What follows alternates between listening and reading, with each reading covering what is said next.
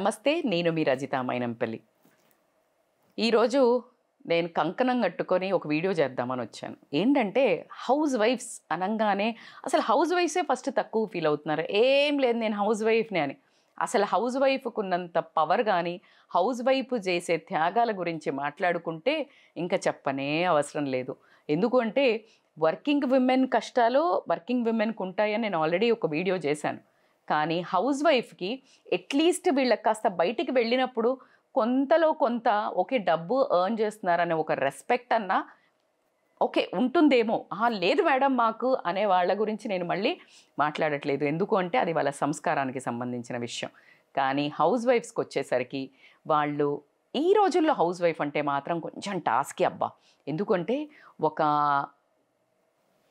ఎస్టిమేటెడ్గా 10th class వరకు అంటే ఒక 17 years. దాని తర్వాత ఏదైనా ఇంటర్ ఖచ్చితంగా చదువుతారు 15 to 17 years. గ్రాడ్యుయేషన్ చేస్తారు అంటే 21, 22 years.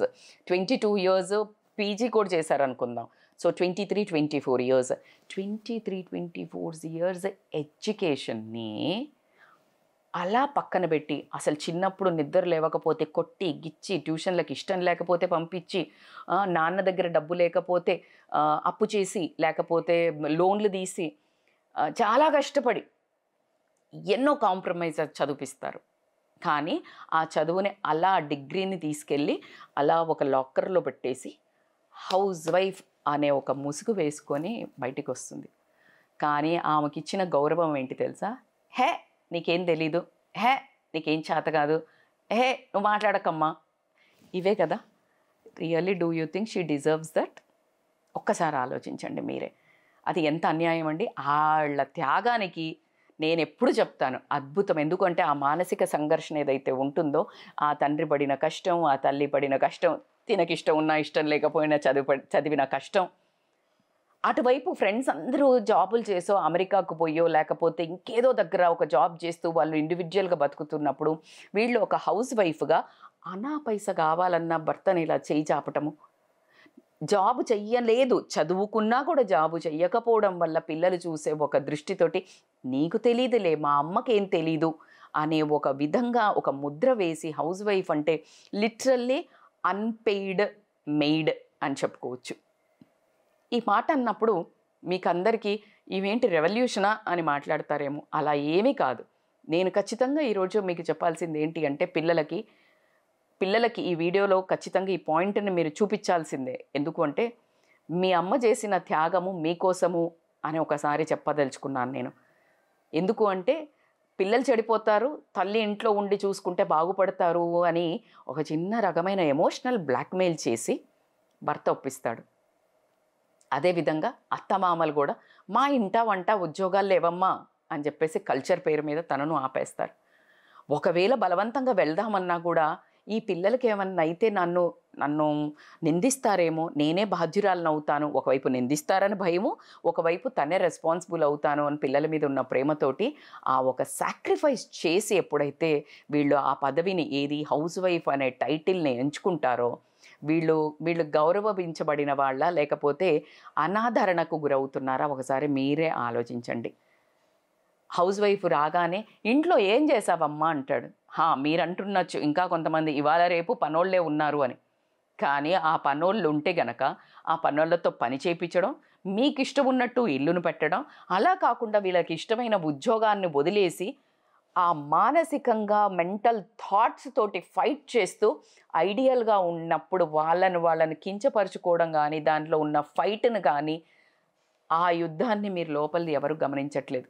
మీరు అనుకోవచ్చు ఇలా ఎందుకు చేస్తారో అలా చెయ్యొద్దు అని మీరు చాలా ఈజీగా మాటల్లో చెప్తారు. కానీ ఈ మనస్సు పరిగెత్తే దాన్ని ఆపడం ఎంత కష్టం చెప్పండి. మనస్సు పరిగెడుతుంది, మనిషి పరిగెత్తలేడు బాబోయ్. ఆ అలైన్మెంట్ జరగకపోవడం వల్ల వచ్చే బాధలు అంతా ఇంత కాదు.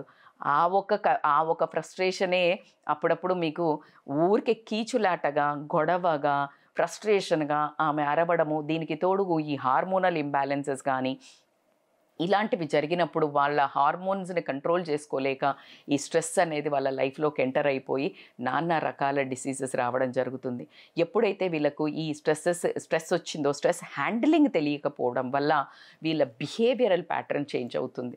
ఆ ఆ బిహేవియరల్ ప్యాటర్న్లో కొన్నిసార్లు భర్త బలి అవుతాడు, కొన్నిసార్లు పిల్లలు బలి అవుతారు, కొన్నిసార్లు అత్తమామలు, కొన్నిసార్లు సొసైటీ. కానీ దీని హిడెన్ కాజ్ ఎవరు చెప్పండి? మీరు ఎకనాలెడ్జ్ చేసి అవసరము నిజంగా వాళ్ళు డిజర్వ్ అయ్యే ఒక గౌరవం కానీ అవి దక్కకపోవడం వల్ల. హౌస్ వైఫ్ అనగానే వాళ్ళని ఎప్పుడు పడితే అంటే లిటరల్లీ పొద్దున మీకు 9 to 5 జాబ్ ఉంటుంది కదా, కానీ హౌస్ వైఫ్కి ఏముంటుంది, రాత్రి 10:30కి వచ్చి కూడా వంట చేయనే వాళ్ళు ఉన్నారు, లేదు అంటే భోజనం పెట్టు అనేవాళ్ళు ఉన్నారు. అలా అంటే వాళ్ళకి అసలు టైమింగ్సే ఉండవు, ఒక షిఫ్టే ఉండదు. ఇలా ఏ షిఫ్ట్లో పడితే ఆ షిఫ్ట్లో వాడేసి ఎంత టైం పడితే అంత వాడేసి, కానీ పేమెంట్ అంటే నేను మనీ గురించి మాట్లాడలేదు, ఎమోషనల్గా ఎంతమంది వాళ్ళను వ్యాలిడేషన్ ఇచ్చి మీ ప్రేమను మీ అభిమానాన్ని మీరు చూపిస్తున్నారు. కనీసం ఈ వీడియో చూశాకన్నా వాళ్లకు వాళ్ళు డిజర్వ్ అయ్యే రెస్పెక్ట్ మీరు ఇచ్చినట్టయితే వాళ్లకు అంటే వాళ్ళు చేసేది అంటే ఇంకా మీరు మిమ్మల్ని ఇంకా కొంచెం నెత్తిలో పెట్టుకొని చూసుకోవడం జరుగుతుంది. సో మీరు ఫ్యామిలీలో కొంచెం వాల్యూ ఇవ్వటం కాదు, పేరుకి ఫోన్లో చీఫ్ మినిస్టర్ అని అమ్మ అమ్మ అంటే ఇది అమ్మ దైవం, అది మన మదర్స్ డే రోజు సెలబ్రేషను, ఇలాంటివి కాదు. నిజంగా ఆవిడ చేసిన త్యాగాలకు కానీ ఆవిడ చేస్తున్న పనికి కానీ మీ అందరినీ ఒకే గట్టు మీద నడిపించడానికి తను పడుతున్న తాపత్రయాన్ని కానీ ఖచ్చితంగా మీకు గమనించాల్సిందే. గమనించినప్పుడే ఆ ఇంటికి ఒక గమ్యము, ఆ పిల్లలకు ఒక గమ్యము, అలాగే ఆ ఒక రిలేషన్కి కూడా మనం అనుకున్న ఆలుమొగల అనుబంధం అనుకోనివ్వండి, లేకపోతే అందమైన కుటుంబం అనుకోనివ్వండి, అప్పుడే మీకు పాసిబిలిటీ అవుతుంది. వీటన్నిటికి మీరు సమ్మతిస్తారా? లేదు ఇంకేమైనా పాయింట్స్ ఉన్నాయా హౌస్ వైఫ్స్ అండర్గో అయ్యేవి? ఇంకా కొన్ని ఏమైనా ఉంటే రాయండి, దాని మీద నెక్స్ట్ మాట్లాడుకుందాం.